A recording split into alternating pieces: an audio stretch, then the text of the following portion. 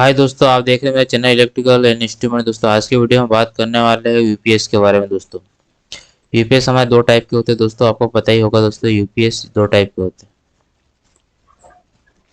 हैं। एक होता है आपका ऑनलाइन यूपीएस, ऑनलाइन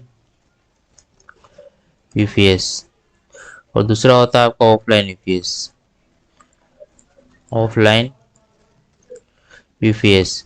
इन दो इन दोनों में क्या डिफरेंस होता है दोस्तों, और इनका ब्लॉक डायग्राम के बारे में देखेंगे दोस्तों। जैसे कि आप फिगर में देख पा रहे हैं, हमारा ब्लॉक डायग्राम है। यूपीएस का फुल फॉर्म अनट्रिप्टेड पावर सप्लाई। मतलब ये पावर सप्लाई ऐसा रहता है जिसके हमें जहाँ पर डाटा सर्वर या जहाँ बहुत सारे कंप्यूटर लगे हैं, जहाँ पे हमें कंटिन्यू पावर सप्लाई की नीड रहती है दोस्तों, जहाँ पर पावर सप्लाई कट नहीं होना चाहिए, इसी जगह पर यूपीएस का यूज़ करते हैं दोस्तों कि हमारी power supply continue data server या डाटा मैनेजमेंट सर्वर सिस्टम ऐसा उपयोग करते हैं जहाँ पर सप्लाई की कंटिन्यू हमें नीड रहती है दोस्तों। इसका ब्लॉक डायग्राम देखें दोस्तों, ये हमारे पास ऑफलाइन यूपीएस का ब्लॉक डायग्राम है दोस्तों।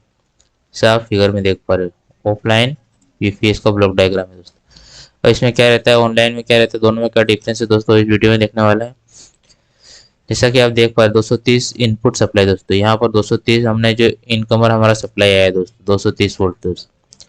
उसके बाद हमारे जो लगा है ईएमआई फिल्टर। ईएमआई फिल्टर का मतलब क्या होता है दोस्तों, जैसे कि कोई पावर जैसे हमारा इधर से आया इनपुट, ये हम सिंगल फेस की बात कर रहे दोस्तों, सिंगल फेस। इससे अगर ज़्यादा हमें नीड रहती है तो हम इसकी जगह 415 वोल्टेज थ्री फेस का भी यूज़ करते हैं दोस्तों। लेकिन हम यहाँ पे हमें सिंगल फेस के बारे में बता रहा हूँ दोस्तों। हमें यहाँ कम नीड रहती है, या छोटी जगहों पर हम जहाँ पर 230 वोल्ट का यूपीएस बनाते हैं दोस्तों, वहाँ पर हम 230 वोल्ट की बात कर रहे हैं दोस्तों। ईएमआई फिल्टर का मतलब होता है जहाँ पर जैसे कि इनपुट में 230 वोल्टेज आ रहा है, अब अचानक से 230 से 280 पहुँच गया है, 290 पहुँच गया दोस्तों। मतलब अचानक से जो वोल्टेज बढ़ जाएगा दोस्तों, इस समय इस स्थिति में क्या करेगा, यहाँ पे फिल्टर करेगा। फिल्टर ईएमआई फिल्टर मतलब इसको जितनी जरूरत है 230 से 230 ही यहाँ पर आगे आगे देगा ये दोस्तों। किसको देगा, रेक्टिफायर को दोस्तों। इसलिए इसका काम होता है ईएमआई को जितना वोल्टेज को कंट्रोल करना दोस्तों। मेन पर्पस होता है वोल्टेज को इसको कंट्रोल करेगा दोस्तों कि 230 से 230 ही देगा दोस्तों आगे इसको, क्योंकि जैसे दाया जाएगा इससे रेक्टिफायर हमें डैमेज हो सकता है, इसका रेक्टिफायर खराब हो सकता है दोस्तों, या बैटरी में जाएगा कुछ तो बैटरी भी हमारी डैमेज हो सकती है दोस्तों। इसलिए इसको लगाते हैं ईएमआई फिल्टर को दोस्तों। उसके बाद हमने देखा आपने यहाँ पर एक हमारा ईएमआई फिल्टर के बाद सीधा हमारा static switch normally on, static switch normally on के थ्रू जा रहा है हमारा लोड में। अब यह क्या करता है, ऑफलाइन। ऑफलाइन का मतलब सीधा हमारे यहाँ से सप्लाई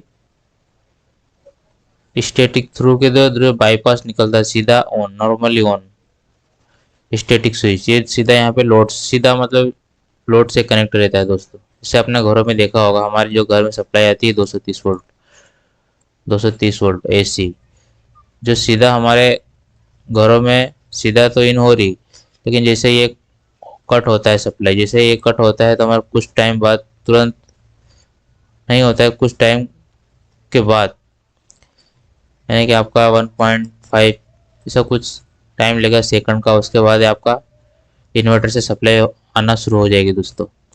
ये ऑफलाइन रहता है दोस्तों। अब ऑनलाइन में क्या रहता है दोस्तों, ऑनलाइन में ये आपका जो स्टैटिक स्विच रहता है ना, ये वाला बाईपास, इसको बाईपास स्टैटिक स्विच बोलते हैं दोस्तों, बाईपास स्टैटिक स्विच। ये नॉर्मल कंडीशन में आपका ऑफ रहेगा दोस्तों।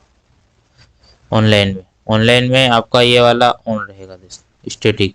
ऑनलाइन में ऑनलाइन में क्या रहेगा दोस्तों, यहाँ से सप्लाई है हमारा इधर जाएगा रेक्टिफायर। रेक्टिफायर क्या करता है, आपको एसी जो आई इधर से, एसी को डीसी में कन्वर्ट करता है दोस्तों। एसी को डीसी में कन्वर्ट किया, अब डीसी में कन्वर्ट किया, लेकिन डीसी प्रॉपर डीसी में कन्वर्ट नहीं होता है, कुछ उसमें एसी की वेव फॉर्म रह जाती है दोस्तों, जो कि अगर हम फिल्टर नहीं लगाएंगे, डीसी फिल्टर लगाए, डीसी को फिल्टर करेंगे, प्योर डीसी में कन्वर्ट करेंगे, क्योंकि प्योर डीसी में डीसी फिल्टर नहीं लगाया हमने तो क्या करेगा, यहाँ पे डीसी तो आई लेकिन डीसी तो बन गई, एसी से डीसी रेक्टिफायर लगाया, लेकिन कुछ वेव फॉर्म इसकी एसी की रह जाती है जो हमारी बैटरी को डैमेज कर सकती है दोस्तों। इसलिए यहाँ पर डीसी फिल्टर लगाएंगे। डीसी फिल्टर के बाद हमारी बैटरी लगा देंगे दोस्तों। बैटरी हमारी क्या होगी, चार्ज होती रहेगी, कंटिन्यू चार्ज होती रहेगी दोस्तों।